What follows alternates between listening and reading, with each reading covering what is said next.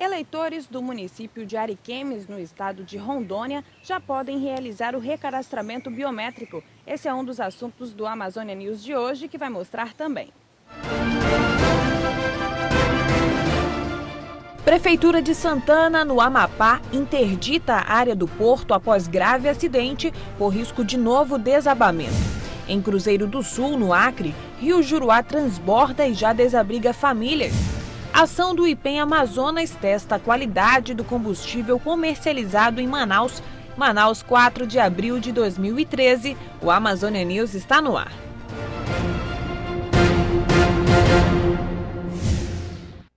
Olá, bom dia.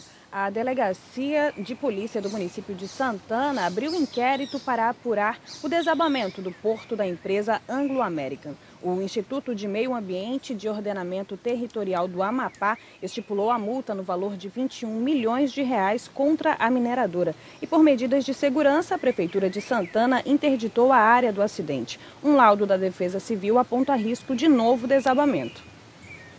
Técnicos do Instituto de Meio Ambiente e de Ordenamento Territorial do Amapá e Secretaria de Meio Ambiente do Estado calcularam o valor da multa em R$21 milhões depois de verificar o dano provocado pelo desabamento do porto. Uma grande quantidade de terra, minério, além de caminhões e máquinas caíram no rio. O auto de infração também obriga a empresa a recuperar os prejuízos do meio ambiente, principalmente retirando o material que afundou.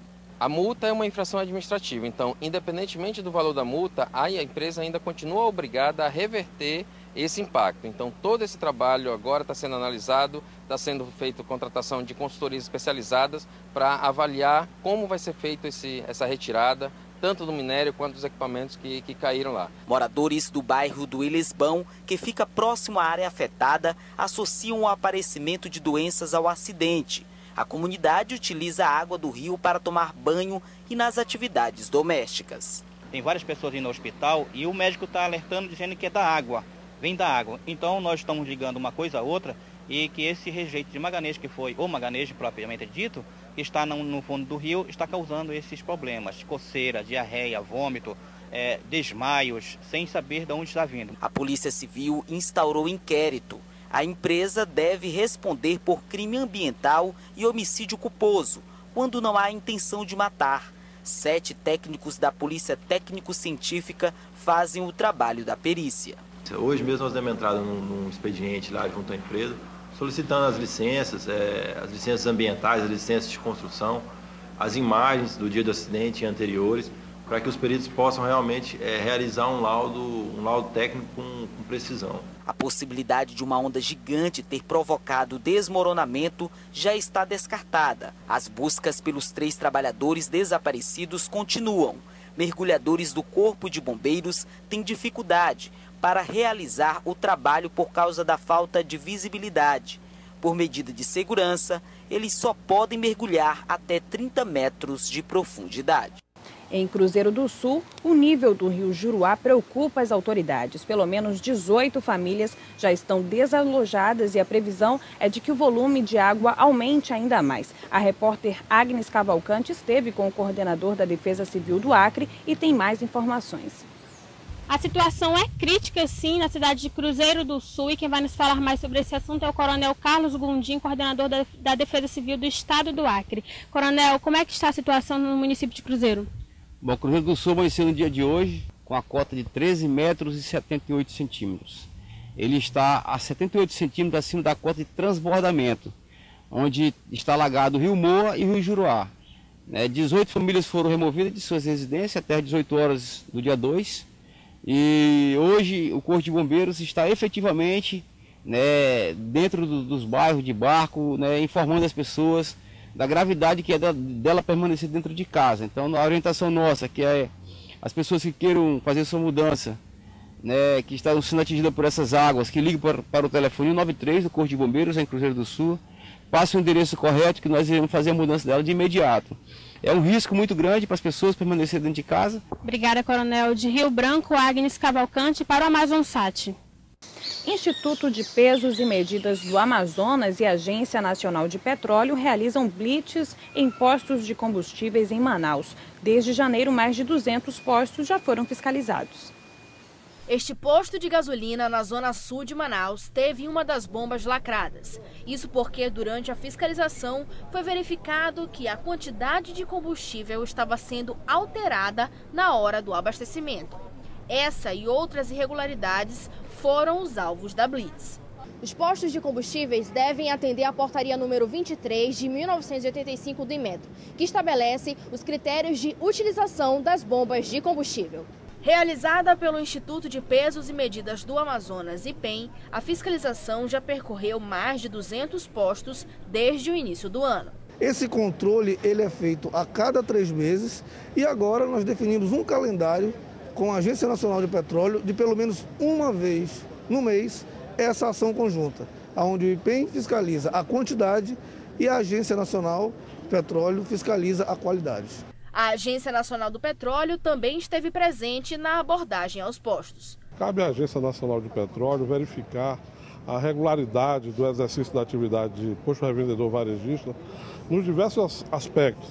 Aspectos documentais, que são todas alvarás que norteiam a atividade, meio ambiente, licenciamento do Corpo de Bombeiros. E você tem as questões qualitativas e quantitativas. O consumidor também pode auxiliar na fiscalização, denunciando os casos de irregularidade. No momento que ele perceber essa irregularidade, ele deve chamar o gerente do posto e pedir um ensaio na hora. Caso ele não faça esse procedimento, o que nós orientamos é que ele peça nota fiscal, porque aí caracteriza que houve essa relação comercial, e denuncie imediatamente a nossa ouvidoria. Nós implantamos de forma efetiva o número 0800 092 2020. O incentivo à pesquisa e ao desenvolvimento de novas tecnologias poderá ser mais uma das alternativas para diversificar a Zona Franca de Manaus, que apesar de já ter sido consolidada nos últimos 46 anos, ainda sofre ataques de ordem tributária de outros estados da federação. Dona Sandra, 52 anos, mora no Parque Mauá, uma favela erguida bem no meio do polo industrial de Manaus, numa área de encostas e vale. A catadora de metal lamenta, não teve a oportunidade de estudar para conseguir um bom emprego nas fábricas perto da sua casa. Só tem para as pessoas jovens, 15 anos, até 20, pode ter serviço. Mas para as pessoas de 40, 50, 60 não tem mais serviço. Porque as pessoas pensam que as pessoas não são capazes de trabalhar. Olha, por que até hoje eu tenho 54 anos, eu vivo ajuntando latinha, ajuntando cobre. Porque não tem serviço para mim, as portas estão fechadas. O drama de Sandra é dividido com sua vizinha Marinete, que também não tinha onde morar e foi parar lá embaixo no Parque Mauá. Eu tenho esperança, né? Eu tenho esperança, né, disso aqui mudar, de que eles venham, né, nos ajudar, né? Do outro lado da cidade, alunos da Universidade Federal do Amazonas estão seguindo o caminho oposto de Sandra e Marinete. A Universidade Federal do Amazonas, ela tem formado uma gama bastante extensa de profissionais, né, para atuar no distrito industrial, mas boa parte desse pessoal não tem sido absorvido, porque o distrito tem aproveitado basicamente o pessoal de mão de obra especializada de fora. A pesquisa envolve professores e alunos de graduação, pós-graduação e doutorado. 50 projetos já foram desenvolvidos desde a criação do Centro de Pesquisa e Desenvolvimento em Tecnologia Eletrônica e da Informação, há cerca de 10 anos, quando a UFAM começou a estreitar as relações com as empresas do Distrito Industrial de Manaus, firmando parcerias de sucesso. Com esses projetos, o aluno já sai daqui com todo esse conhecimento, com toda essa bagagem. Então ele já entra sendo produtivo para a empresa. Ricardo está fazendo doutorado.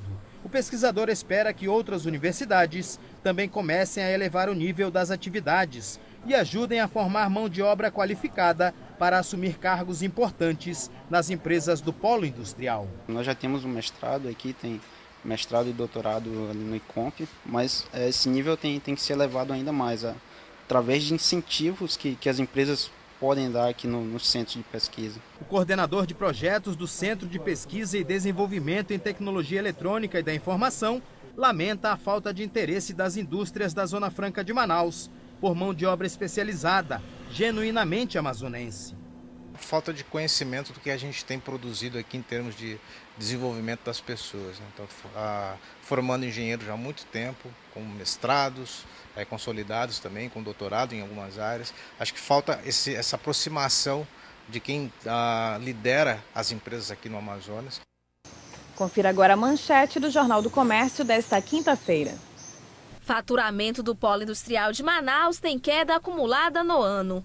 O faturamento das empresas do polo industrial de Manaus alcançou 2,8 bilhões em fevereiro, representando uma diminuição de 1,7% na comparação ao mesmo mês de 2012, segundo informações da Suframa.